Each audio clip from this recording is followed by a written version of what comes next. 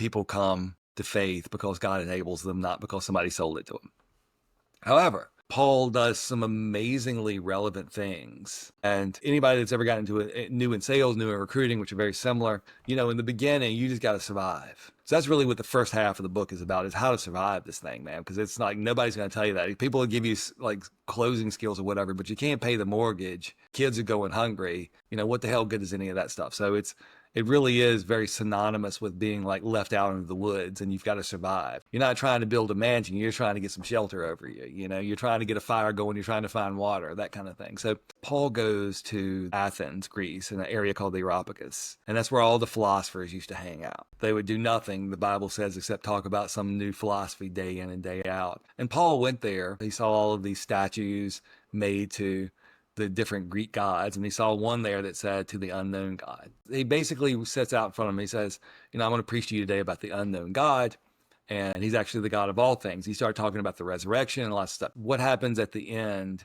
is what I would say is the greatest lesson that any salesperson can take. And Paul did this not just in Athens, but everywhere he went. So the Bible said that some people heard the message, and right away they're like, how do I know this Jesus? Most all of them laughed and scoffed and walked away. But then there were a few there that says, I'll hear you again on this matter. And so the following week they came and heard him again. That is a metaphor for sales, because here's what happens, and recruiting as well. Imagine standing in front of a apartment building, giant apartment building, and you're selling magazine subscriptions for the sake of argument. You're selling these magazine subscriptions, and before you, 100 apartments with 100 doors. Here's what's going to happen by average. If you knock on all 100 of those doors, you're going to hit 3 of those doors, and it's going to seem like the person inside there was just waiting for you to knock so they could buy your magazine. You're going to find 80 of them are going to say varying cuss words at you and slam the door in your face. Now, that's 83 people. What about the 17?